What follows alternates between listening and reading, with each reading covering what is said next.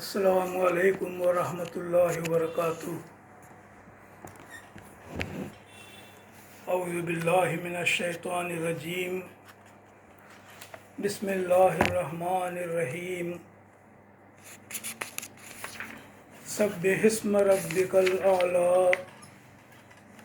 الذی خلق فسوی والذی قدر فہدی والذی اخرج المرعی فجعلہ غثاء احوی سنقرئک فلا تنسى الا ما شاء اللہ انہ یعلم الجہر وما یخفی ونیسرک للیسری فذکر ان نفعت الذکری سیذکر من یخشی وَيَتَجَنَّبُهَا الْأَشْقَى الَّذِي يَصْلَى النَّارَ الْكُبْرَى ثُمَّ لَا يَمُوتُ فِيهَا وَلَا يَحْيَىٰ قَدْ أَفْلَحَ مَن تَزَكَّىٰ وَذَكَرَ اسْمَ رَبِّهِ فَصَلَّىٰ بَلْ تُؤْثِرُونَ الْحَيَاةَ الدُّنْيَا وَالْآخِرَةُ خَيْرٌ وَأَبْقَىٰ إِنَّ هَٰذَا لَفِي الصُّحُفِ الْأُولَىٰ صحف ابراہیم و موسیٰ۔ صدق اللہ العظیم۔ یہ سورہ الاعلیٰ ہے جو ابھی میں نے تلاوت کی، سبح اسم ربک الاعلیٰ۔ اس سورے کا پہلے موضوع اور مضمون کیا ہے، اس کے بعد اس سورے کا ترجمہ، اور اس کے بعد ترجمے کے ساتھ اس سورے کی تفسیر تلخیص تفہیم القرآن سے میں پڑھ کر سنا رہا ہوں۔ تلخیص تفہیم القرآن۔ پہلے اس سورے کا موضوع اور مضمون کیا ہے وہ سنیے۔ موضوع یعنی ٹاپکس، اس سورے میں کون سی باتیں کہی گئی ہیں، کون سے ٹاپکس ہیں۔ مضمون کنٹینٹ، میٹر، اس سورے کا میٹر کیا ہے، اس سورے میں کیا باتیں کہی گئی ہیں۔ پہلے اسے مختصر طور پر تلخیص تفہیم القرآن میں اس طرح بیان کیا گیا ہے۔ اس چھوٹی سی سورت کے 3 موضوع ہیں، 3 ٹاپکس ہیں: توحید، نبی صلی اللہ علیہ وسلم کو ہدایات اور آخرت۔ یہ 3 اس کے موضوع ہیں۔ پہلی آیت میں، اس سورے کی پہلی آیت میں توحید کی تعلیم کو اس ایک فقرے میں سمیٹ دیا گیا ہے کہ اللہ تعالیٰ کے نام کی تسبیح کی جائے۔ سبح اسم ربک الاعلیٰ، اللہ رب العالمین کی تسبیح کی جائے۔ اس ایک آیت میں توحید کی پوری تعلیم کو سمیٹ کر رکھا گیا ہے، یعنی اس کو، یعنی اللہ تعالیٰ کو کسی ایسے نام سے یاد نہ کیا جائے جو اپنے اندر کسی قسم کے نقص کا کوئی پہلو رکھتا ہو۔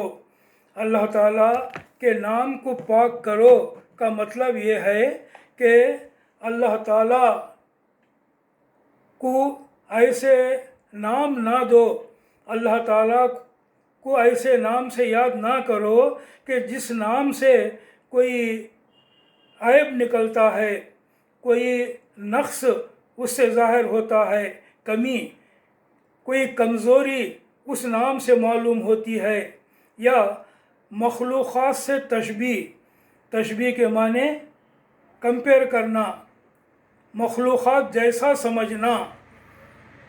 اس نام سے ایسا سمجھ میں آتا ہے کہ گویا اللہ خالق نہیں بلکہ مخلوق ہے۔ ایسے نام بھی اللہ تعالیٰ کو نہ دو، ایسے ناموں سے بھی اللہ کو نہ پکارو۔ تو یہ تمام باتیں اس ایک آیت میں آ گئی ہیں کہ اللہ کو ایسے نام سے یاد نہ کیا جائے جو اپنے اندر کسی قسم کے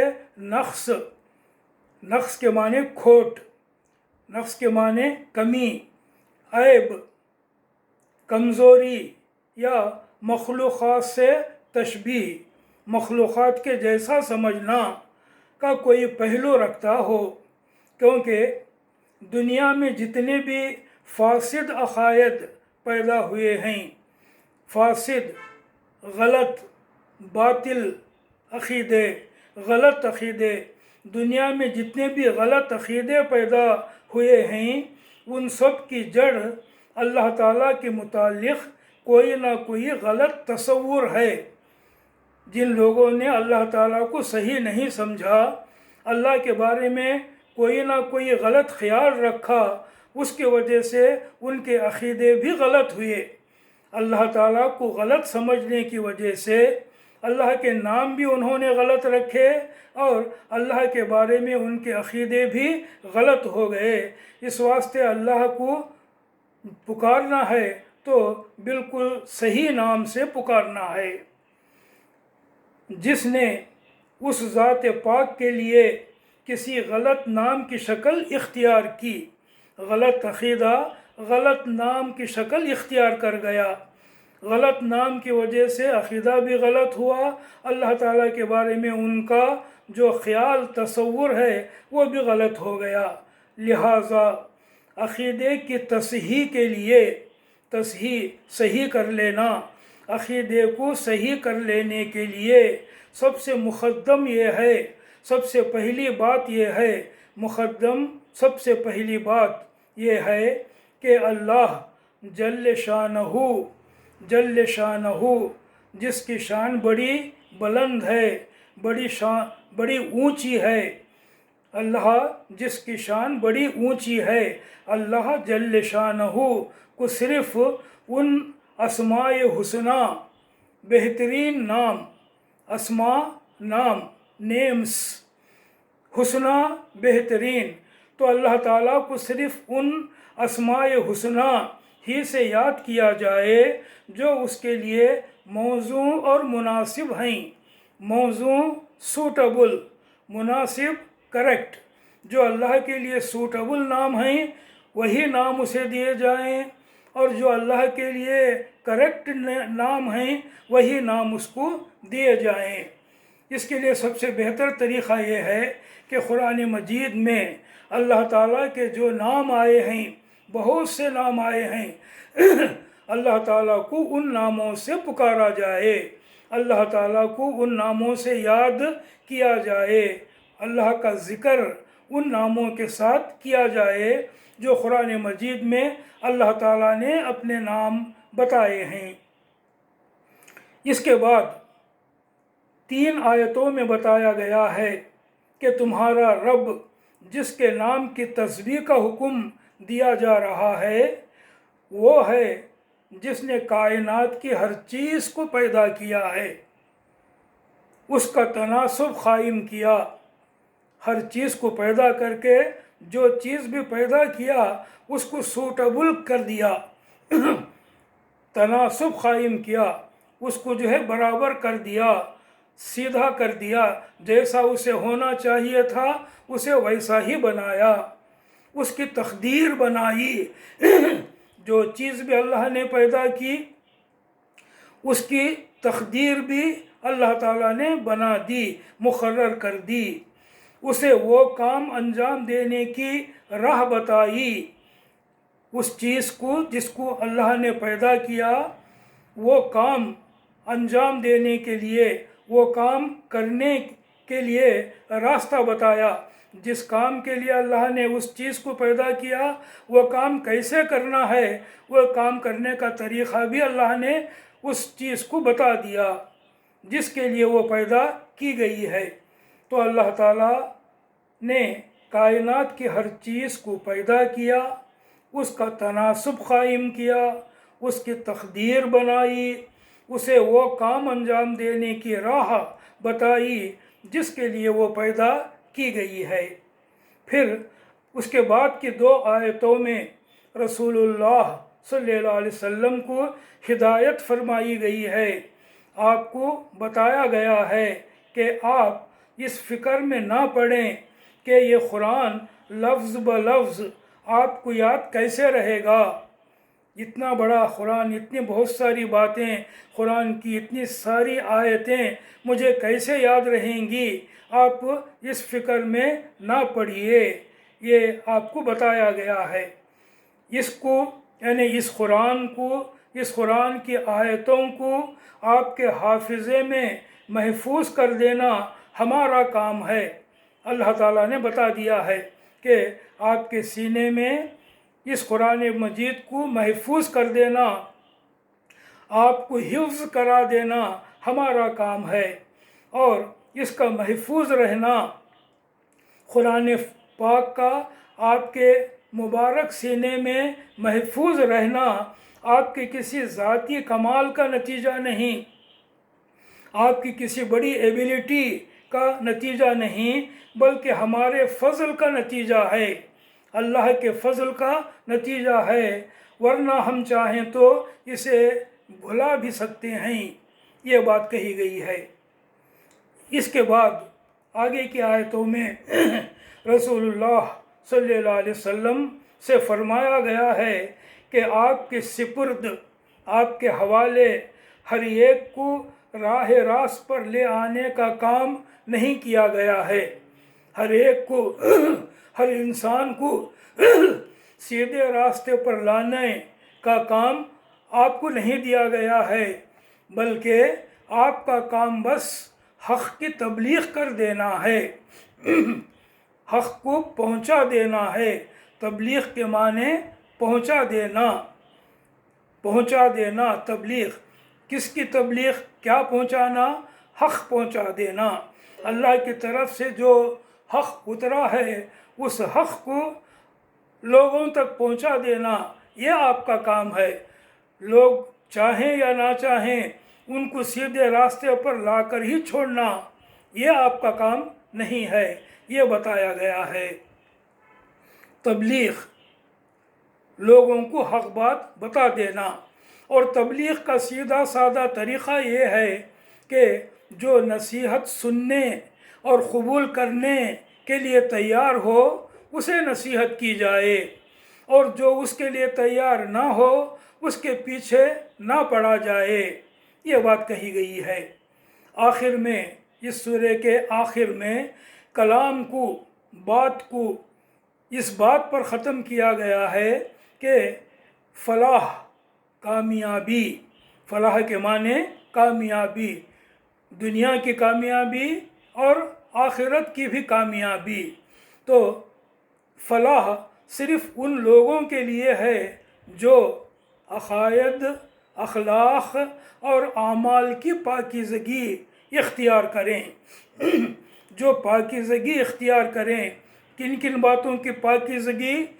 अक़ीदों की पाकीज़गी, पाकीज़ा अक़ीदे रखें, अपने अखलाक़ पाकीज़ा रखें, अपने आमाल पाकीज़ा रखें। जो ऐसा करें उनसे कहा गया है कि तुम फ़लाह पा गए, कामयाब हो गए। और कौन? और अपने रब का याद करके नमाज पढ़ें। कामयाब वो लोग हुए जो अल्लाह का नाम याद करके नमाज पढ़े, वो कामयाब हो गए। लेकिन लोगों का हाल ये है कि उन्हें सिर्फ़ फ़िक्र इसी दुनिया की है। लोगों का हाल ये है कि उन्हें सारी फ़िक्र बस इसी दुनिया की है, हालांकि असल फ़िक्र आखिरत की होनी चाहिए। तो ये बातें हैं जो इस सूरे में बयान की गई हैं। मौजू और मज़मून था ये। अब इस सूरे का तर्जुमा सुनिए अपने अपनी किताबों में। तलख़ीस तफ़हीमुल कुरान में जैसा अब तक आप मौजू और मज़मून सुने, अब आगे तर्जुमा और उसकी तफसीर भी अपने सामने रखे हुए कुरान मजीद में देखें। मैं पढ़ रहा हूँ। अल्लाह के नाम से जो बेइंतहा मेहरबान और रहम फरमाने वाला है।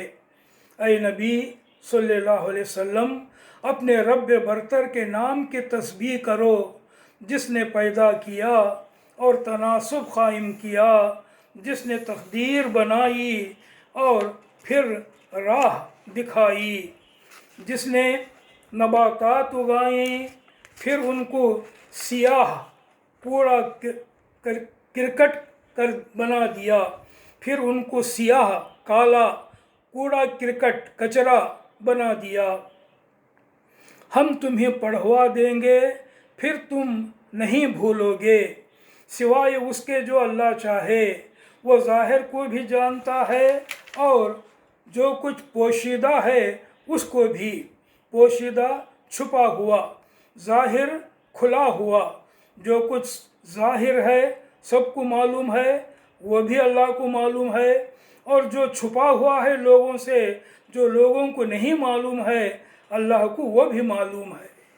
और हम तुम्हें आसान तरीक़े की सहूलत देते हैं, लिहाजा तुम नसीहत करो अगर नसीहत नाफ़े हो, नाफ़े फ़ायदामंद, नफ़ा देने वाली। लिहाजा तुम नसीहत करो अगर नसीहत फ़ायदा दे।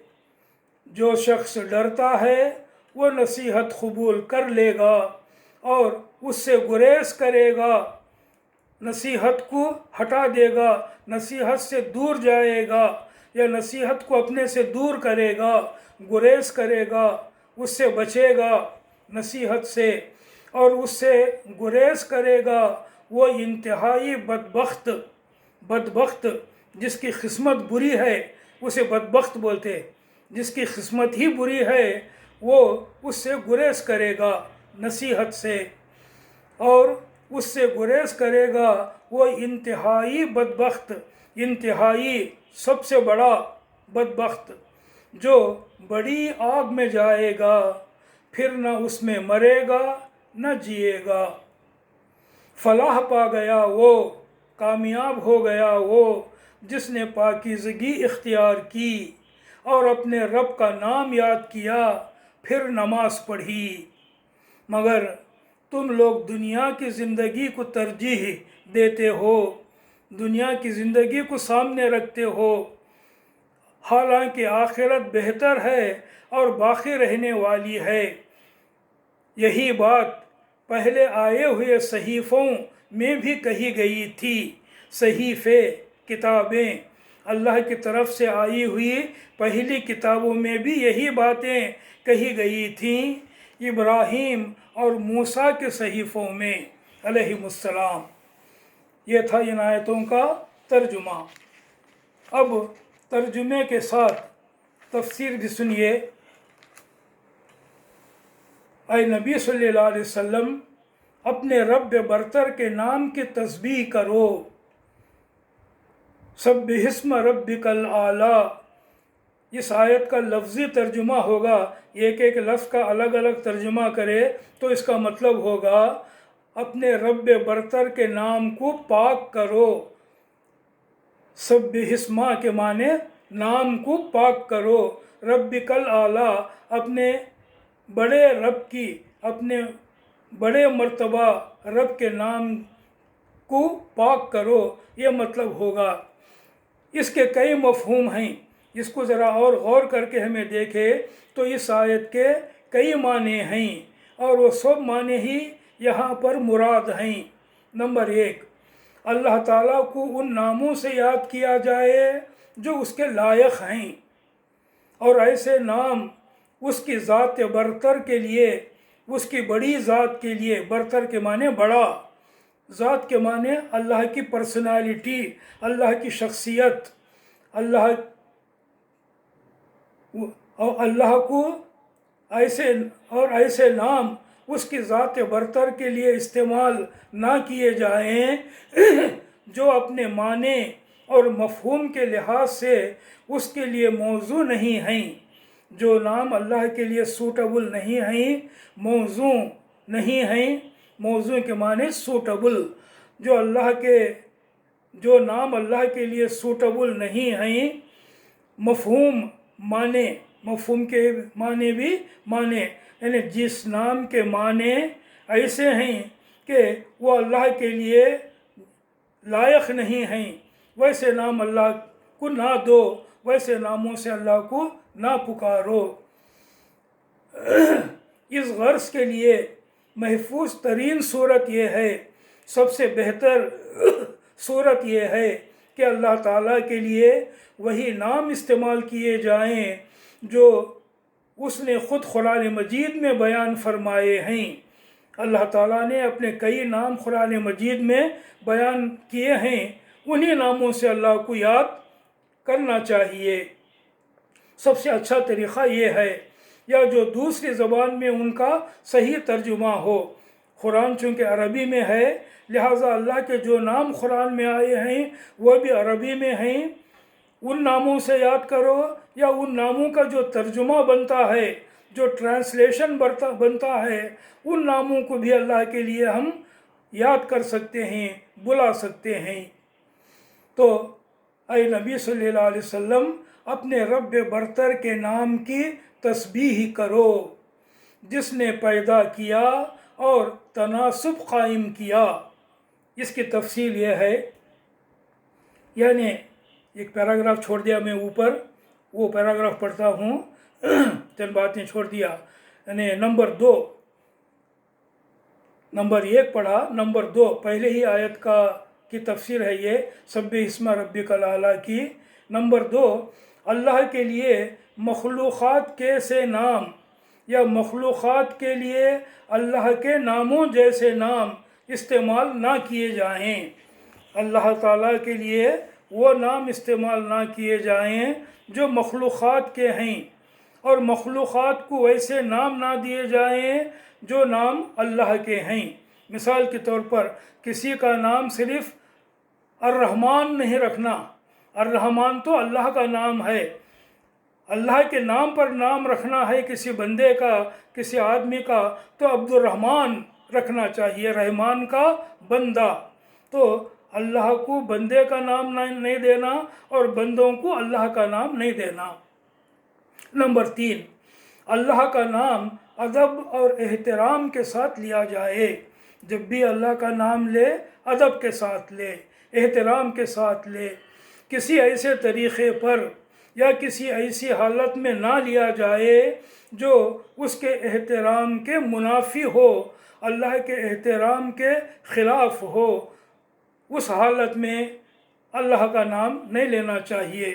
مثلا ہنسی مذاق میں، یا بیت الخلاء میں، باتھ روم میں، بیت الخلاء باتھ روم، یا کوئی گناہ کا کام کرتے ہوئے اس کا نام لینا، یا ایسے لوگوں کے سامنے اللہ کا ذکر کرنا جو اسے سن کر گستاخی پر اتر آئیں، اللہ تعالیٰ کا مذاق اڑانے لگیں، ایسے لوگوں کے سامنے بھی اللہ کا نام نہیں لینا۔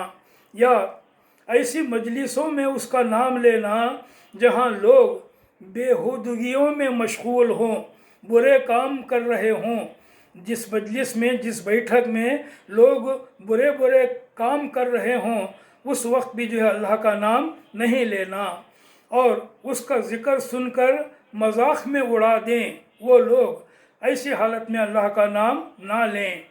یا ایسے موقع پر اس کا نام پاک زبان پر لانا جہاں اندیشہ ہو، ڈر ہو کہ سننے والا اسے ناگواری کے ساتھ سنے گا، سننے والا اللہ کا نام سن کر منہ بنگا کر لے گا، ناگواری محسوس کرے گا، پسند نہیں کرے گا، ایسے شخص کے سامنے بھی اللہ کا نام نہیں لینا۔ احادیث میں حضرت عقبہ بن عامر جوہنی رضی اللہ عنہ سے منقول ہے، انہوں نے کہا ہے کہ رسول اللہ صلی اللہ علیہ وسلم نے سجدے میں سبحان ربی الاعلیٰ پڑھنے کا حکم اسی آیت کی بنا پر دیا تھا۔ سبح اسم ربک الاعلیٰ جو ہے، اس سے رسول اللہ صلی اللہ علیہ وسلم نے مسلمانوں کو ہدایت کی کہ تم سجدے میں سبحان ربی الاعلیٰ کہو۔ تو اس آیت سے آپ نے سجدے کی تسبیح نکالی اور پڑھنے کا حکم دیا۔ اور رکوع میں سبحان ربی العظیم پڑھنے کا جو طریقہ حضور صلی اللہ علیہ وسلم نے مقرر فرمایا تھا وہ سورہ واقعہ کی آخری آیت فسبح بسم ربک العظیم پر مبنی ہے۔ یہ بات حدیث کی ان کتابوں میں آئی ہے، مسند احمد، ابو داود، ابن ماجہ، ابن حبان، حاکم، ابن المنذر۔ تو یہ ہے تفسیر پہلی آیت کی۔ اس کے بعد ہے الذی خلق فسوا، جس نے پیدا کیا اور تناسب قائم کیا، یعنی زمین سے آسمانوں تک کائنات کی ہر چیز کو پیدا کیا۔ خلق پیدا کیا، سب کچھ پیدا کیا، جو کچھ موجود ہے اس کائنات میں، اس دنیا میں، اس کو پیدا کیا اللہ نے، یعنی زمین سے آسمانوں تک کائنات کی ہر چیز کو پیدا کیا، اور جو چیز بھی پیدا کی اسے بالکل راست اور درست بنایا، راست سیدھا، درست صحیح اچھا بنایا۔ خلق فسوا، پیدا بھی کیا، اور جس نے پیدا کیا، جس چیز کو پیدا کیا اس کو بہترین شکل میں بنایا، بہترین طریقے پر اسے پیدا کیا۔ اس کا توازن، بیلنس اور تناسب، مناسب کرنا، ٹھیک ٹھیک قائم کیا۔ جو چیز جیسی بنی ہے بالکل بہترین بنی ہے، ٹھیک ٹھیک بنی ہے، اس چیز کو جیسا بننا تھا ویسی ہی بنی ہے۔ اس کو ایسی صورت پر پیدا کیا کہ اس جیسی چیز کے لیے اس سے بہتر صورت کا تصور نہیں کیا جا سکتا۔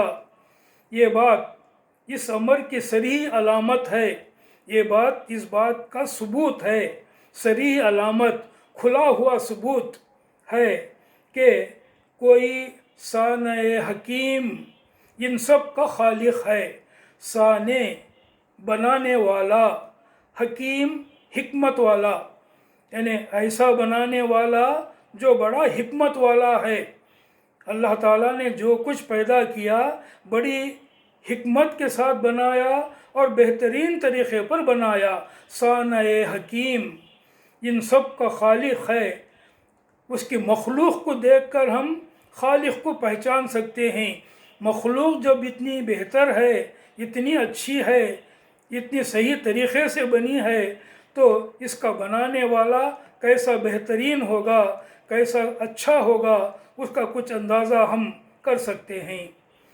کسی اتفاقی حادثے سے، اتفاقی ایکسیڈنٹ، حادثہ، ایکسیڈنٹ، انسیڈنٹلی یہ دنیا پیدا نہیں ہوئی، اچانک کسی حادثے کے طور پر یہ دنیا پیدا نہیں ہوئی۔ کسی اتفاقی حادثے سے یا بہت سے خالقوں کے عمل سے، کئی بنانے والے مل کر اس دنیا کو بنائے ہوں، ایسا نہیں ہے۔ کئی خالقوں کے عمل سے کائنات کے ان بے شمار اجزاء کی تخلیق میں یہ سلیقہ، اور مجموعی طور پر ان سب اجزاء کے اجتماع سے کائنات میں یہ حسن و جمال پیدا نہ ہو سکتا تھا۔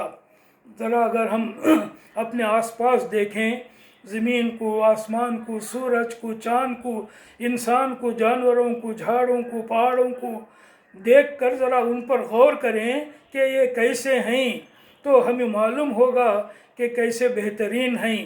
ان کو جیسا ہونا تھا ویسے ہی ہیں، اور جہاں ہونا تھا وہ وہیں ہیں۔ تو ان کو بنانے والا واقعی بڑا ہی بہترین خالق ہے۔ یہ ہمارے دل سے آواز نکلتی ہے، یہ اتفاق نہیں ہو گیا، یہ اللہ نے اپنی منصوبے، اپنے پلان کے تحت بنایا ہے۔ یہ انسان کے دل سے آواز نکلتی ہے اللہ تعالیٰ کی بنائی ہوئی چیزوں کو دیکھ کر۔ جس نے پیدا کیا اور تناسب قائم کیا، والذی قدر فہدی، جس نے تقدیر بنائی پھر راہ دکھائی۔ جس نے تقدیر بنائی یعنی نمبر 3 حاشیہ نمبر 3 نوٹس نمبر 3 یعنی ہر چیز کے پیدا کرنے سے پہلے یہ طے کر دیا کہ اسے دنیا میں کیا کام کرنا ہے۔ کسی بھی چیز کو پیدا کرنے سے پہلے اللہ تعالیٰ نے یہ طے کر دیا، یہ اس بات کا فیصلہ کر لیا کہ اسے دنیا میں کیا کام کرنا ہے، اس کام کے لیے اس کی مقدار کیا ہو، کتنی چیزوں کو پیدا کرنا، اس جیسے یعنی انسان کو پیدا کرنا اللہ تعالیٰ طے کر لیا، کتنے انسانوں کو پیدا کرنا، مقدار، کوانٹیٹی، ان کی مقدار کیا ہو، اس کی شکل کیا ہو، اس کام کو کرنے کے لیے یہ چیز کو پیدا کرنا ہے تو وہ کام کرنے کے لیے اس کی شکل کیسا ہونا، اسی شکل کا پیدا کیا۔ اللہ تعالیٰ نے پہاڑ کو جس کام کے لیے پیدا کیا وہ پہاڑ کو جیسا ہونا تھا ویسی شکل کا اسے بنایا۔ مثال کے طور پر اس کی صفات کیا ہوں، وہ کیسا ہو، اس کے کیریکٹرسٹکس کیا ہوں وہ مقرر کر دیا، اس کا مقام کس جگہ ہو، اس دنیا میں اس چیز کو کہاں پر پیدا کرنا ہے، اس کا مقام، پلیس کیا ہو وہ بھی اللہ نے طے کر دیا۔ اس کے لیے بقا اور قیام اور فعل کے لیے کیا مواقع اور ذرائع فراہم کیے جائیں، اس کے لیے بقا باقی رہنا، سروائیول زندہ رہنا، باقی رہنا، قیام قائم رہنا، اور فعل کام کرنا۔ اللہ تعالیٰ نے جس چیز کو بنایا اس چیز کو باقی رہنے کے لیے، اس چیز کو قائم رہنے کے لیے، اس چیز کو اپنا کام کرنے کے لیے کیا کیا موقع دینا اور اسے کیا کیا ذرائع دینا، ریسورسز دینا، ذرائع فراہم کرنا دینا، فراہم کیے جائیں، کس وقت وہ وجود میں آئے، کس وقت وہ دنیا میں آئے، کب تک اپنے حصے کا کام کرے اس دنیا میں، اور کب کس طرح ختم ہو جائے، کب ختم ہو جائے وہ چیز جو اللہ نے پیدا کی تھی اور کس طرح ختم ہو جائے۔ یہ تمام باتیں اللہ تعالیٰ نے اس چیز کو بنانے سے پہلے مقرر کر دیں، اسے کہتے ہیں تقدیر، اسے کہتے ہیں تقدیر۔ اب انسان کو اپنے ذہن میں رکھ کر ان باتوں کو پھر ایک مرتبہ سنو کہ اللہ نے انسان کو کیوں بنایا۔ مثال کے طور پر کہ اسے دنیا میں کیا کام کرنا ہے، اس کام کے لیے اس کی مقدار کیا ہو، اس کی شکل کیا ہو، اس کی صفات کیا ہوں، اس کا مقام کس جگہ ہو، اس کے لیے بقا اور قیام اور فعل کے لیے کیا مواقع اور ذرائع فراہم کیے جائیں، کس وقت وہ وجود میں آئے، کب تک اپنے حصے کا کام کرے اور کب کس طرح ختم ہو جائے۔ یہ تمام انسان کی تقدیر ہے۔ والذی قدرا کے یہ معنی ہیں۔ تو جتنے بھی بے شمار کروڑ کروڑ مخلوق اللہ نے بنائی ان سب کے بارے میں اللہ نے یہ تمام باتیں پہلے ہی طے کر دیں، ان کی تقدیر مقرر کر دی۔ اس پوری اسکیم پلان، اس پوری اسکیم کا مجموعی نام، اس کا اوورال نیم، اس کا مجموعی نام اس کی تقدیر ہے۔ ان تمام باتوں کا ایک نام ہے، وہ نام کیا ہے؟ تقدیر۔ اللہ نے تقدیر مقرر کر دی، اور یہ تقدیر اللہ تعالیٰ نے کائنات کی ہر چیز کے لیے بنائی ہے، اور مجموعی طور پر پوری کائنات کے لیے بنائی ہے۔ دونوں باتیں، کائنات کی ہر چیز کی تقدیر اللہ نے مقرر کر دی، اور پوری کائنات کی تقدیر بھی اللہ نے مقرر کر دی۔ تقدیر کے معنی وہ تمام باتیں جو اس سے پہلے کہی گئی ہیں۔ تو اس کے معنی یہ ہیں کہ تخلیق، کریشن، دنیا کو پیدا کرنا، کائنات کا بنانا، تخلیق کسی پیشگی منصوبے کے بغیر کچھ یوں ہی الٹ اپ نہیں ہو گئی ہے۔ پیشگی منصوبہ، پیشگی ایڈوانس، منصوبہ پلان، ایڈوانس پلاننگ، اللہ تعالیٰ نے پہلے ہی پلان کر کے دنیا کو بنایا ہے، دنیا کی ہر چیز کو بنایا ہے۔ کسی پلاننگ کے بغیر بس یوں ہی کوئی چیز نہیں بن گئی ہے۔ جو چیز بھی بنی ہے، ذرے ذرے سے لے کر آسمانوں اور زمین تک جو چیز بھی بنی ہے، باقاعدہ پلاننگ کے ساتھ اللہ نے اسے بنایا ہے۔ پیشگی منصوبے کے بغیر یوں ہی علل ٹپ نہیں ہو گئی ہے۔ علل ٹپ کے معنی ہیپ ہزارڈ، دل میں ہے جیسا کیسی کی جیسا چاہے ویسا نہیں بنایا، بلکہ خاص منصوبے کے تحت، پلاننگ کے تحت بنایا، بلکہ اس کے لیے ایک پورا منصوبہ، ایک پورا پلاننگ، ایک گرینڈ ڈیزائن، ایک گرینڈ پلان خالق کے پیش نظر تھا، خالق کے ذہن میں تھا، اللہ کے ذہن میں تھا، اور سب کچھ اس منصوبے کے مطابق ہو رہا ہے۔ دنیا میں جو بھی ہو رہا ہے، پہلے جو کچھ ہوتا رہا، اب جو ہو رہا ہے، قیامت تک جو ہوگا، اللہ کے اس پلان کے تحت ہوگا۔ یہ تمام باتیں اس ایک لفظ میں آ گئی ہیں، والذی قدرا، جس نے تقدیر بنائی۔ تمام یہ باتیں اس ایک لفظ میں آ گئیں۔ اتنا ہی نہیں، فہدا، پھر راہ دکھائی، راستہ دکھایا۔ اس کے معنی کیا ہیں؟ یعنی کسی چیز کو بھی محض پیدا کر کے چھوڑ نہیں دیا۔ اللہ تعالیٰ نے جو بھی پیدا کیا، پیدا کر کے اسے اپنے حال پر نہیں چھوڑ دیا، جا تو اپنے دل میں اثر کا کام کر، ایسا اللہ تعالیٰ نے نہیں کیا، بلکہ جو چیز بھی جس کام کے لیے پیدا کی، اسے اس کام کے انجام دینے کا طریقہ بتا دیا۔ جو چیز بھی بنائی، کسی خاص کام کے لیے بنائی، وہ کام کیسا کرنا، وہ طریقہ بتا دیا اللہ تعالیٰ نے۔ ہر چیز کو، انسان سے لے کر جانور، حیوان، پانی، چرند پرند، زمین آسمان، سب چیزوں کو، جس کو بھی بنایا اللہ تعالیٰ نے، جس مقصد کے لیے بنایا، اس مقصد کو پورا کرنے کا طریقہ بھی اس چیز کو بتا دیا۔ بالفاظ دیگر، دوسرے الفاظ میں، ان ادر ورڈز، وہ یعنی اللہ محض خالق ہی نہیں، ہادی بھی ہے۔ اللہ تعالیٰ صرف پیدا کرنے والا خالق ہی نہیں، بلکہ راستہ دکھانے والا ہادی بھی ہے۔ ہادی، راستہ بتانے والا، کام کیسا کرنا ہے یہ سکھانے والا ہادی بھی ہے۔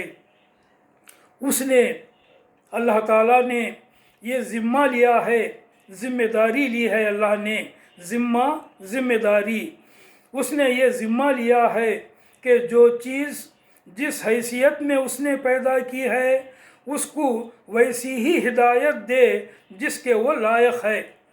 اللہ تعالیٰ نے جو بے شمار چیزیں پیدا کیں، جو چیز جس قسم کی ہدایت کے لائق تھی، اس کو ویسی ہدایت دے دیا، اور اسی طریقے سے ہدایت دے جو اس کے لیے موزوں ہے۔ ہدایت دینے کا طریقہ، method of doing some thing, وہ جو ہے کام کرنے کا طریقہ، جس طریقے سے جو ہے سکھانا ہے اس طریقے سے سکھایا، جس کو جس طریقے سے سکھانا ہے اس کو اس طریقے سے سکھا دیا۔ مثال کے طور پر انسان کے لیے دو الگ الگ نوعیتوں کی ہدایتیں ہیں۔ اللہ تعالیٰ کی ایک مخلوق انسان ہے۔ مثال کے طور پر انسان کی دو قسم کی نوعیتیں ہیں جو اس کی دو الگ حیثیتوں سے مطابقت رکھتی ہیں۔ انسان ایک تو ایک فزیکل چیز ہے، ایک تو انسان کا جسم ہے، دوسرا ہے انسان کی روح۔ انسان کا ایک جسمانی وجود ہے، انسان کی ایک روحانی وجود ہے۔ انسان کی یہ دو حیثیتیں ہیں، تو دو الگ حیثیتیں ہیں انسان کی۔ ان دو حیثیتوں کو دو طریقے سے ہدایت دیا اللہ۔ انسان کے جسم کو جیسی ہدایت دینا ہے اس طریقے سے جسم کو ہدایت دے دیا۔ انسان کی روحانی حیثیت کو جیسی ہدایت دینی ہے ویسی ہدایت اس طریقے سے اسے دی۔ آگے بات اور صاف ہوتی ہے، یہ وہ ہدایت ہے جو اس کی حیوانی زندگی کے لیے ہے، انسان کی اینیمل لائف، انسان کے جسم کی زندگی کے لیے جیسی ہدایت دینا ہے اس کے جسم کو اللہ نے ویسی ہدایت دی، جس کی بدولت، اس ہدایت کی بدولت ہر بچہ پیدا ہوتے ہی دودھ پینا سیکھ لیتا ہے۔ ہر بچہ پیدا ہوتے ہی دودھ پینا سیکھ لیتا ہے، کوئی سکھاتا نہیں اسے، مگر وہ دودھ پینا شروع کر دیتا ہے۔ اسے کیسا معلوم ہوا دودھ کیسا پینا؟ اللہ نے سکھایا۔ تو سکھانے کا ایک طریقہ یہ ہے، اللہ کے سکھانے کا ایک طریقہ یہ ہے کہ ہر بچہ پیدا ہوتے ہی دودھ پینا سیکھ لیتا ہے، جس کے مطابق یعنی اس طریقے کے مطابق انسان کے جسم کو جس طریقے کی ہدایت کی ضرورت ہے اس طریقے کے مطابق آنکھ، ناک، کان، دل، دماغ، پھیپھڑے، گردے، جگر، معدہ، آنتیں، اعصاب، رگیں اور شریانیں سب اپنا اپنا کام کیے چلے جا رہے ہیں، بغیر اس کے کہ انسان کو اس کا شعور ہو یا اس کے ارادے کا ان اعضاء کے کاموں میں کوئی دخل ہو۔ بات بالکل صاف ہے، انسان کے جسم کے جتنے بھی پارٹس ہیں وہ اپنا اپنا کام کر رہے ہیں، دل اپنا کام کر رہا، دماغ اپنا کام کر رہا ہے، انسان کے پھیپھڑے، اس کا معدہ، اس کا سٹمک، سب اپنا اپنا کام کر رہے ہیں۔ وہ کام کرنا ان کو کیا انسان نے سکھایا؟ انسان نے کیا اپنے دل کو یہ سکھایا کہ کیسے دھڑکنا ہے؟ نہیں، اللہ نے سکھایا۔ تو اللہ نے انسان کے ہر جسم کے پارٹ کو ہدایت دی کہ اسے اپنا کام کیسا کرنا ہے، جو کام اس کا ہے وہ کام کیسا کرنا ہے، وہ کام کرنے کا طریقہ اللہ نے اسے سکھایا۔ تو اللہ کے سکھانے کا ایک طریقہ یہ ہے، ہدایت دینے کا۔ فہدا بول کے جو لفظ آیا ہے آیت میں، اس کا جو ہے ایک مطلب یہ ہے۔ دوسری ہدایت انسان کی عقلی اور شعوری زندگی کے لیے ہے۔ انسان کی ایک اور حیثیت ہے، انسان کا جسم اپنا کام کیے جا رہا ہے، یہ ایک حیثیت اس کی جسمانی حیثیت۔ انسان کی ایک اور عقلی حیثیت ہے، انسان ایک عقل رکھتا ہے، انسان کیا ہے، ایک اخلاق رکھتا ہے، ایک شعور رکھتا ہے کہ میں انسان ہوں، جانور نہیں، میں انسان ہوں، پتھر پہاڑ نہیں۔ تو یہ احساس، یہ سمجھ جو اللہ نے انسان کو دی ہے، اس سمجھ کو صحیح راستہ بتانے کے لیے اسے ہدایت کی ضرورت تھی، اسے ایک اور قسم کی ہدایت دی، دل کو دھڑکنے کی جیسی ہدایت دی۔ ویسا انسان کو صحیح راستے پر چلنے کی خود بخود ہدایت نہیں دی، ایک اور طریقے کی ہدایت دی۔ یہ different kind of doing things, اس کی جو ہے اللہ نے ہدایت دی، عقلی اور شعوری زندگی کے لیے ہے، جس کی نوعیت غیر شعوری زندگی کی ہدایت سے قطعاً مختلف ہے، قطعاً بالکل مختلف ہے، کیونکہ اس شعبہ حیات میں انسان کی طرف ایک قسم کا اختیار منتقل کیا گیا ہے، جس کے لیے ہدایت کا وہ طریقہ موزوں نہیں ہے جو بے اختیارانہ زندگی کے لیے موزوں ہے۔ یعنی مطلب یہ ہے اس کا کہ اللہ تعالیٰ نے انسان کی شعوری زندگی کے لیے، انسان کی عقلی اور اخلاقی زندگی کے لیے انسان کو ایک اختیار دیا ہے۔ ویسا اختیار اللہ انسان کے باڈی پارٹس کو نہیں دیا، مگر انسان کو ایک اختیار اللہ دیا ہے۔ وہ اختیار کیا ہے؟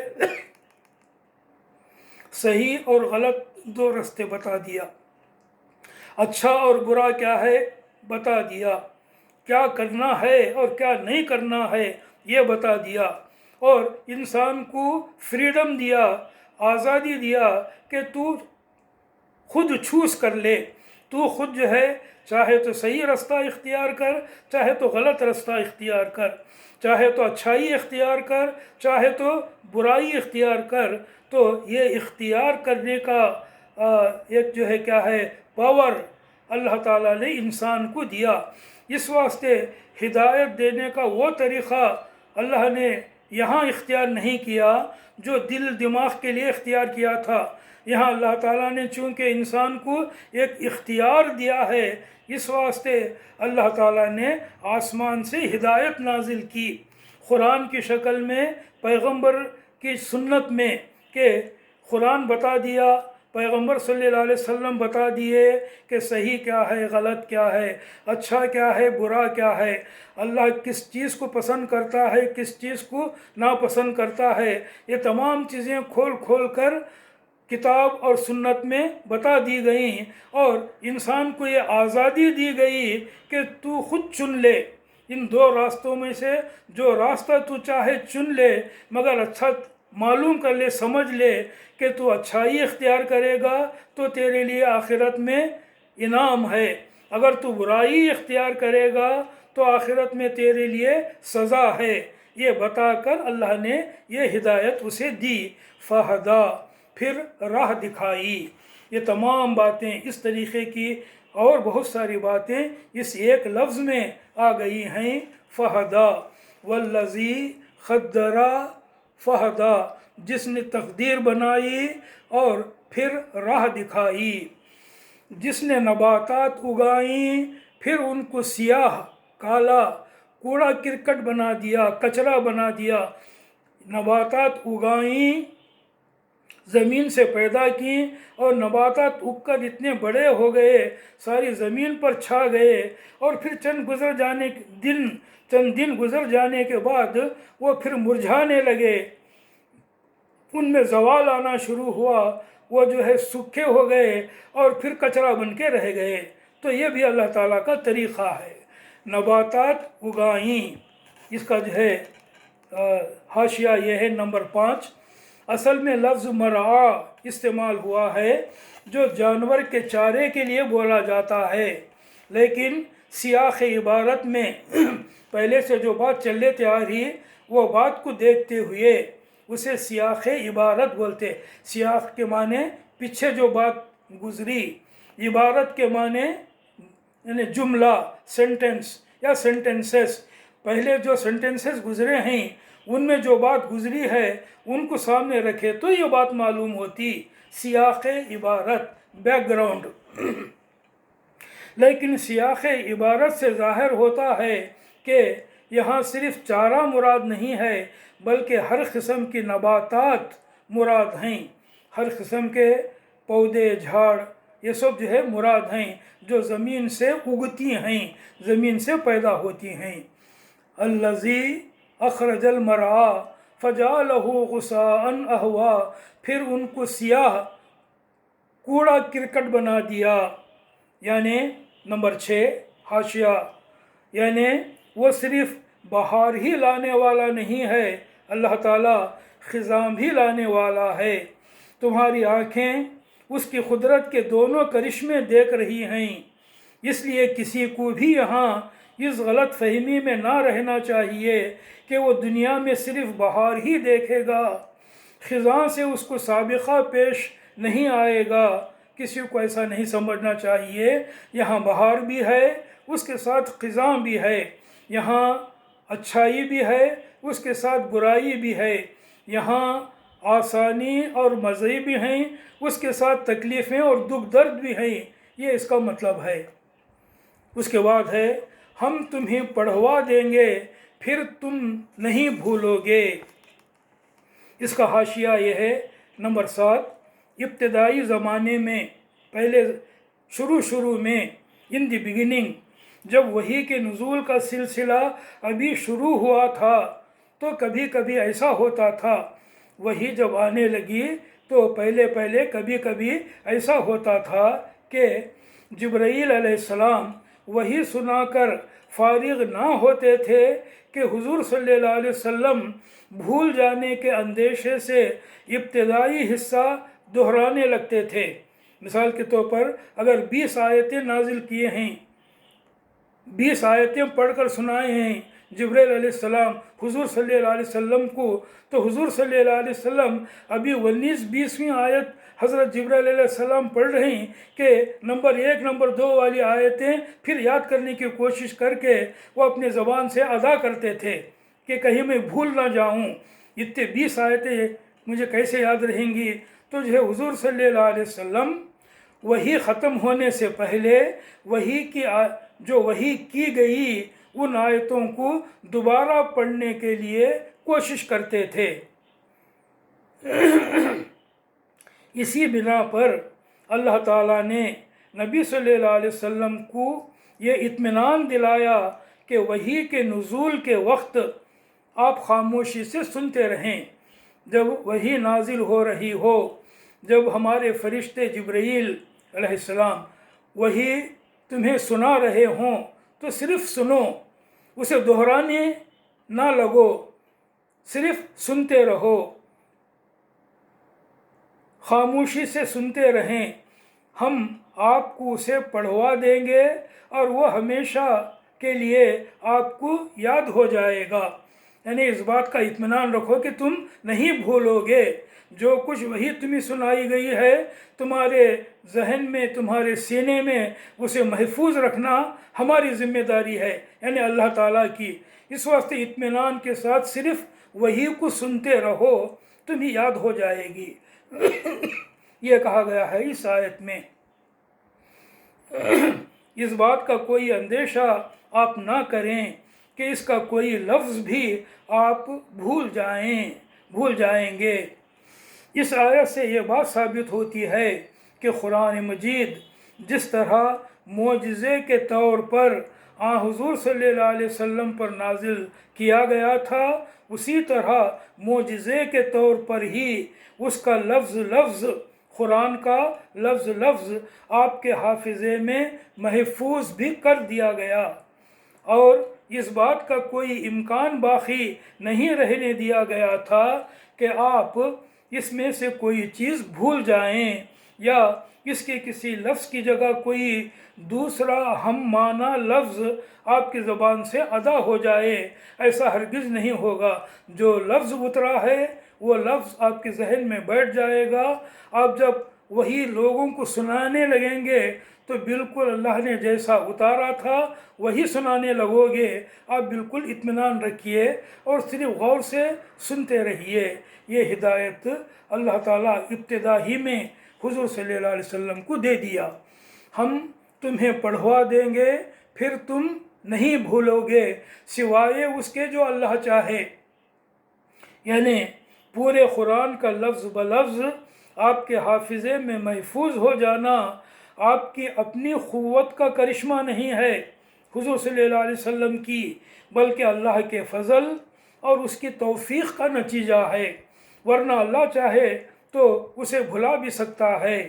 دوسرا مطلب یہ بھی ہو سکتا ہے کہ کبھی وقتی طور پر آپ کو نسیان لاحق ہو جائے، نسیان بھول جانا، کبھی وقتی طور پر اگر آپ بھول جائیں اور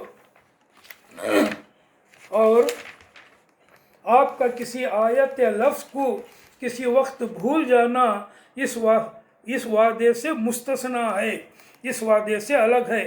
کبھی کبھی ایسا ہو سکتا ہے کہ آپ کوئی لفظ بھول جائیں، اس کا مطلب یہ نہیں کہ پوری جو ہے قرآن آپ بھول گئے، نہیں، آپ بھی انسان ہیں، کبھی انسانی تقاضے سے کوئی لفظ آپ بھول سکتے ہیں، وہ اللہ تعالیٰ یاد دلا دے گا آپ کو، وہ جو ہے آپ ہمیشہ کے لیے نہیں بھولو گے۔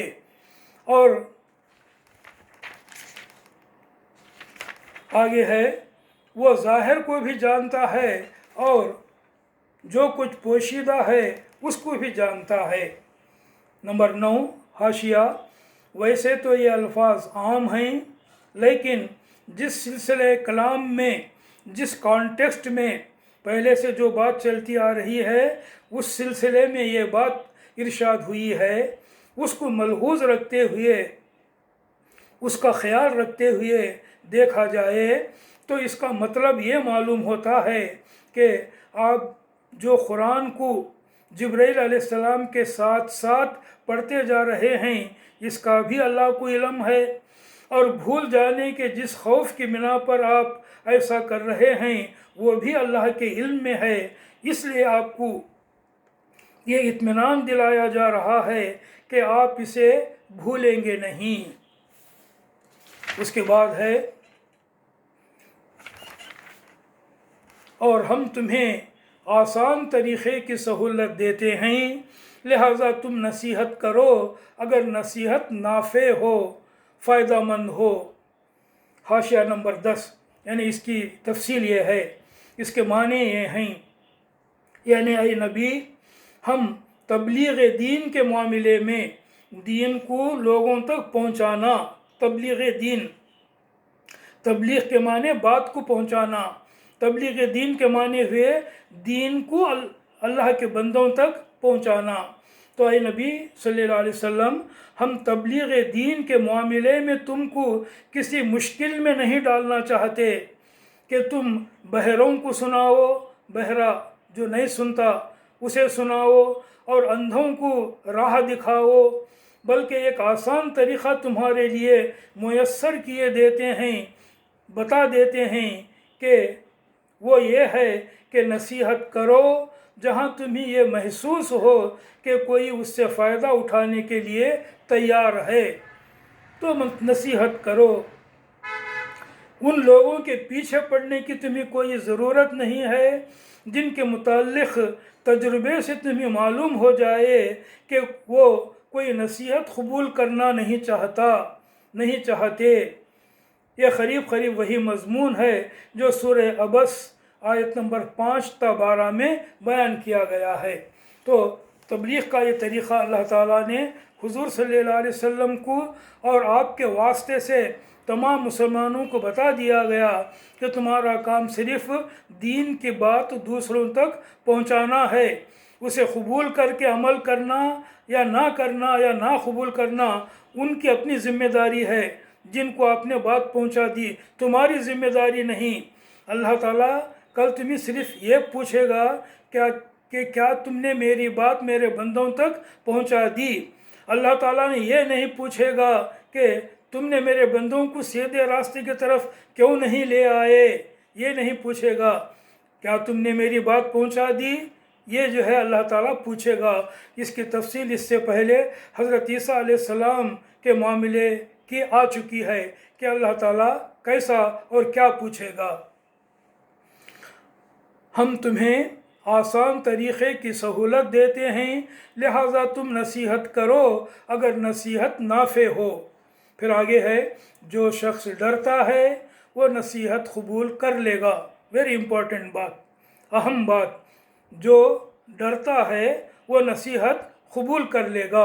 इसका हाशिया ये है नंबर 11, यानी जिस शख्स के दिल में खुदा का खौफ और अंजाम बद का अंदेशा हो, अंजाम बद, बुरे अंजाम का, अगर मैं कबूल नहीं किया और अगर मैं इस बात पर नहीं चला तो मेरा अंजाम बुरा होने वाला है। जिस शख्स के दिल में खुदा का खौफ है और अंजाम बद का अंदेशा होगा, उसी को ये फ़िक्र होगी कि कहीं मैं गलत रास्ते पर तो नहीं जा रहा हूँ, और वही नसीहत को तवज्जो से सुनेगा। जिसके दिल में डर है अल्लाह का, वो नसीहत को तवज्जो से सुनेगा। तो मतलब क्या हो गया, जिसके दिल में अल्लाह का डर नहीं है वो नसीहत को नहीं सुनेगा, या सुनेगा भी तो जो है तवज्जो नहीं देगा उसकी तरफ। जो शख्स डरता है वो नसीहत कबूल कर लेगा और उससे गुरेज करेगा, नसीहत से दूर भागेगा, उससे गुरेज करेगा। वो इंतहाई बदबख्त, वो बहुत बुरा शख्स जो बड़ी आग में जाएगा, फिर ना उसमें मरेगा ना जिएगा। बड़ी खौफनाक आयत है ये। जो नसीहत को कबूल करके सही रास्ता इख्तियार नहीं करेगा, अल्लाह उसे जहन्नुम की ऐसी आग में डालेगा कि उसमें ना वो जल कर मरेगा और ना ज़िंदा ही रहेगा, ज़िंदगी का मज़ा भी नहीं उसे मिलेगा। यानी हाशिया नंबर 12, यानी ना उसे मौत ही आएगी कि अज़ाब से छूट जाए, اور نہ جینے کی طرح جیے گا کہ زندگی کا کوئی لطف کوئی مزہ اسے حاصل ہو، اور اس سے گریز کرے گا وہ انتہائی بدبخت جو بڑی آگ میں جائے گا، پھر نہ اس میں مرے گا نہ جیے گا۔ اس کے بعد ہے فلاح پا گیا وہ جس نے پاکیزگی اختیار کی۔ حاشیہ نمبر 13۔ پاکیزگی سے مراد کفر و شرک کو چھوڑ کر ایمان لانا۔ کفر ایک ناپاکی ہے، شرک ایک ناپاکی ہے، اس ناپاکی کو چھوڑ کر توحید کو اختیار کرنا، ایمان لانا، یہ عقیدے کی پاکیزگی ہے۔ پاکیزگی سے مراد ہے کفر و شرک چھوڑ کر ایمان لانا، برے اخلاق چھوڑ کر اچھے اخلاق اختیار کرنا، برے اعمال چھوڑ کر نیک اعمال کرنا، یہ پاکیزگی اختیار کرنا ہے۔ جو اس طرح پاکیزگی اختیار کرے گا وہ کامیاب ہوگا، فلاح پائے گا۔ فلاح پائے گا، فلاح سے مراد، اسے حاشیے میں ہے نمبر 13، فلاح سے مراد دنیاوی خوشحالی نہیں ہے بلکہ حقیقی کامیابی ہے، خواہ دنیا کی خوشحالی اس کے ساتھ میسر ہو یا نہ ہو۔ دنیا کی خوشحالی، دنیا کے مال و دولت، دنیا کے مزے، فلاح اس کا نام نہیں ہے۔ دنیا کی کامیابی اور آخرت کی کامیابی چاہے دنیا کی خوشحالی سے ملے یا دنیا کی تنگ حالی میں بھی اسے کامیابی ملے، یعنی اللہ کے بتائے ہوئے راستے پر چلنا یہ خود کامیابی ہے، چاہے اس میں تکلیف اٹھانا پڑے، مشکل اٹھانا پڑے، تنگی اٹھانا پڑے، مگر کامیابی ہے، کیونکہ اصل کامیابی آخرت کی کامیابی ہے جہاں جنت ہے اس کے لیے۔ تو فلاح سے مراد دنیاوی خوشحالی نہیں ہے بلکہ اصلی کامیابی ہے، خواہ دنیا کی خوشحالی اس کے ساتھ ملے یا نہ ملے، میسر ہو یا نہ ہو، ملے یا نہ ملے۔ فلاح پا گیا وہ جس نے پاکیزگی اختیار کی اور اپنے رب کا نام لیا، یاد کیا۔ یاد سے مراد دل میں بھی اللہ کو یاد کرنا ہے اور زبان سے بھی اس کا ذکر کرنا ہے۔ ذکر، یاد کیا ہے؟ وہ ذکر اسم ربہ، اللہ کا ذکر کرنا۔ تو ذکر کرنا کے معنی زبان سے بھی اللہ کا ذکر کرنا، جو زبان سے کہہ رہا ہے اللہ کے ذکر میں دل میں بھی اس کے معنی اور مطلب کو حاضر رکھنا، یہ دونوں چیزیں ہیں۔ یہ بھی بڑی بات ہے اور یاد رکھنے کی بات ہے کہ اپنے رب کا نام یاد کیا، پھر نماز پڑھی۔ نمبر 15 حاشیہ نمبر، یعنی صرف یاد کر کے رہ نہیں گیا بلکہ نماز کی پابندی اختیار کر کے اس نے ثابت کر دیا، پرو کر دیا کہ جس خدا کو وہ اپنا خدا مان رہا ہے اس کی اطاعت کے لیے، ان بولے جیسا کرنے کے لیے وہ عملاً تیار ہے، اور اس کو ہمیشہ یاد کرتے رہنے کا اہتمام کر رہا ہے۔ 5 وقت کی نماز پڑھ کر وہ اللہ کو ہمیشہ یاد رکھنے کا اہتمام، خاص طریقہ اختیار کر رہا ہے، اس کو ہمیشہ یاد کرتے رہنے کا خاص انتظام کر رہا ہے نماز کے ذریعے سے، یعنی نماز کے ذریعے سے اللہ کا ذکر ہمیشہ کرتے رہنا، دن بھر رات تک سونے تک کرتے رہنا، اس کا اہتمام جو کر رہا ہے وہ کامیاب ہے۔ اس آیت میں الگ ترتیب، ایک کے بعد ایک، ون آفٹر دی اندر، الگ ترتیب کے ساتھ 2 باتوں کا ذکر کیا گیا ہے اس آیت میں۔ پہلے اللہ کو یاد کرنا، اس کے بعد پھر نماز پڑھنا۔ اسی کے مطابق یہ طریقہ مقرر کیا گیا ہے کہ اللہ اکبر کہہ کر نماز کی ابتدا کی جائے، اللہ اکبر کہہ کر اس طرح اللہ کو یاد کر کے نماز شروع کی جائے۔ یہ من جملہ ان شواہد کے ہے جن سے معلوم ہوتا ہے کہ نماز کا جو طریقہ رسول اللہ صلی اللہ علیہ وسلم نے بتایا ہے، اس کے تمام اجزاء، نماز کی جو ہے تمام ٹکڑے، نماز کی تمام باتیں قرآنی اشارات پر مبنی ہیں، مگر اللہ کے رسول کے سوا ان اشارات کو جمع کر کے کوئی شخص بھی نماز کی یہ حیت، نماز کا یہ طریقہ ترتیب نہیں دے سکتا تھا سوائے پیغمبر صلی اللہ علیہ وسلم کے۔ تو فلاح پا گیا وہ جس نے پاکیزگی اختیار کی، اپنے رب کا نام یاد کیا، پھر نماز پڑھی۔ مگر تم لوگ دنیا کی زندگی کو ترجیح دیتے ہو، ہر معاملے میں دنیا کی زندگی کو دیکھتے ہو، دنیا کی زندگی کو ترجیح دیتے ہو، سامنے رکھتے ہو، آخرت کو پیچھے کر دیتے ہو، مگر تم لوگ دنیا کی زندگی کو ترجیح دیتے ہو، یعنی تم لوگوں کی ساری فکر بس دنیا اور اس کی راحت و آسائش اور اس کے فائدوں اور لذتوں کے لیے ہے۔ تم لوگ دنیا کی زندگی کو ترجیح دیتے ہو، حالانکہ آخرت بہتر ہے اور باقی رہنے والی ہے، یعنی آخرت دو حیثیتوں سے دنیا کے مقابلے میں قابل ترجیح ہے، پریفرنس دینے کے قابل ہے۔ ایک یہ کہ آخرت کی راحتیں، خوشیاں اور لذتیں، مزے، آخرت کی خوشیاں اور آخرت کے مزے دنیا کی تمام نعمتوں سے بڑھ کر ہیں، اور دوسری یہ کہ دنیا فانی ہے، ختم ہونے والی ہے، اور آخرت باقی ہے، ہمیشہ رہنے والی ہے۔ مگر تم لوگ دنیا کی زندگی کو ترجیح دیتے ہو، حالانکہ آخرت بہتر ہے اور باقی رہنے والی ہے۔ یہی بات پہلے آئے ہوئے صحیفوں میں بھی کہی گئی تھی، ابراہیم اور موسیٰ کے صحیفوں میں علیہم السلام، صحیفے کتابیں، یعنی اس سے قرآن سے پہلے جو کتابیں بھی نازل ہوئیں اللہ کی طرف سے، ان میں یہی باتیں کہی گئی تھیں جو اس سورہ میں کہی گئی ہیں۔ اور مثال کے طور پر ابراہیم علیہ السلام پر اور موسیٰ علیہ السلام پر جو کتابیں نازل ہوئیں ان میں بھی ایسی ہی باتیں کہی گئی تھیں۔ تو یہ ہے سورہ سبح اسم ربک الاعلیٰ کے معنی اور مطلب۔ اللہ تعالیٰ سے دعا ہے کہ وہ اس طرح ہمیں قرآن کو سمجھ کر، جان کر پڑھنے کی توفیق دے، اور اس کے مطابق ہمیں اپنی زندگی کو درست اور ٹھیک کرنے کی ہمیں توفیق دے۔ آمین یا رب العالمین۔ وآخر دعوانا ان الحمد للہ رب العالمین۔ اب کچھ پوچھنا چاہے تو پوچھ سکتے ہیں، اور بعد میں بھی پوچھ سکتے ہیں۔ السلام علیکم ورحمۃ اللہ وبرکاتہ۔ وعلیکم السلام ورحمۃ اللہ۔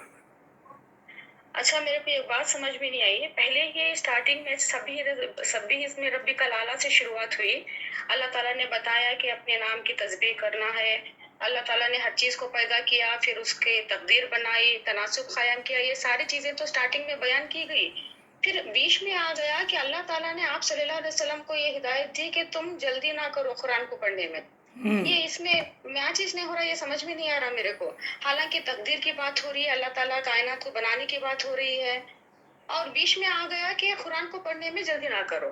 یہ کچھ سمجھ میں نہیں ہے بات میرے کو۔ یہ بات ایسی ہے، جب وہ پہلی کی باتیں جبریل علیہ السلام سنا رہے تھے، سبح اسم ربک الاعلیٰ سے بات تک کی باتیں، تو حضور صلی اللہ علیہ وسلم کو یہ اندیشہ ہوا کہ کہیں ان آیتوں کو میں بھول نہ جاؤں، اس واسطے جو ہے جو جبریل علیہ السلام پڑھتے تھے، حضور صلی اللہ علیہ وسلم ان کے ساتھ وہی باتیں پڑھنے لگے، وہی آیتیں دہرانے لگے۔ تو موقع کے لحاظ سے اسی وقت اللہ تعالیٰ نے حضور صلی اللہ علیہ وسلم کو ٹوک دیا کہ ایسا نہ کرو، بلکہ پہلے سنو، جو سنا رہے ہیں اسے سنو، تمہیں اس بات کا ڈر نہیں ہونا چاہیے کہ میں بھول جاؤں گا۔ تمہارے ذہن میں، دل میں ان آیتوں کو محفوظ رکھنا ہماری ذمہ داری ہے۔ تو وہی نازل ہوتے وقت ہی یہ ایپیسوڈ پیش آیا، یہ بات پیش آئی، اس واسطے وہی بات جو ہے اللہ تعالیٰ اسی موقع پر فرما دی، اور اس کو قرآن مجید کی آیتوں میں بھی اللہ تعالیٰ رکھ دیا تاکہ قیامت تک لوگوں کو یہ بات معلوم ہو۔ تو یہ ہے کانٹیکسٹ सब्बे इस्मा वाली आयतों का और बाद की आयतों का, बीच में ये जो आयत आई है उस मौके पर ये बात पेश आई, ये घटना घटी। इस वास्ते कुरान मजीद की जो है वो उस मौके पर ये आयतें भी रख दी गई कि देखो ऐसा हुआ है, और हमने ये हिदायत हमारे पैगंबर को दी है, ये बताने के लिए ये आयतें वहाँ रख दी हैं। जी, समझ में आ गई बात। और एक सवाल था मेरा, स्टार्टिंग में आया कि सभी इसमें रब्बिकल आला, अपने रब के यानी अपने रब बरतर के नाम की पाकी तस्बीह बयान करो, और आगे भी आया कि उस अल्लाह के नाम को बुरे यानी अल्लाह ताला की ज़ात के अल्लाह ताला को उन नामों से याद किया जाए ना किया जाए जो उसके लायक नहीं है। यानी कैसे नाम है, कुछ एग्जांपल दे सकते हैं क्या? समझ में नहीं आया ये भी। एक मिसाल देता हूँ मैं। ये हिंदू लोग जो गणपति बोलते, गजमुखने, गणपति गजमुखने बोलते, और उसे जो है वो अपना खुदा समझते। अपने खुदा को वो लोग क्या नाम दिए? गजमुखने। गजमुखने का मतलब क्या? हत्ती के मुंह के। अपने खुदा को जो है वो क्या बोल रहे हैं? अरे हत्ती के मुंह के। अगर जो है ऐसी बात मैं तुम्हारे में से किसी को बोला तो कितना बुरा लगेगा तुम ना, क्या मुझे हत्ती के मुंह के बोलते क्या तुम्हें? यानी अपने वास्ते तुम्हें इसे गाली समझेंगे। ये एक बुरा नाम है, ये बुरा नाम है जो उन लोगों ने अपने खुदा के बारे में रखा है। तुम अल्लाह ताला को ऐसे नामों से ना पुकारो, हत्ती के मुंह के, या जो है और भी बहुत सारे बुरे बुरे नाम हैं जो वो अपने खुदाओं को देते हैं नाम, वैसे नाम तुम अल्लाह को ना दो। ये एक मिसाल है, और तुम्हें गौर करे तो बेशुमार ऐसी मिसालें मौजूद हैं कि लोगों ने अल्लाह ताला के बिल्कुल नामुनासिब बुरे नाम रखे हैं, और उन नामों से पुकार कर उसकी जो है पूजा परस्तिश करते हैं। ये बिल्कुल जो है गलत बात है। जज़ाकल्लाहु खैर।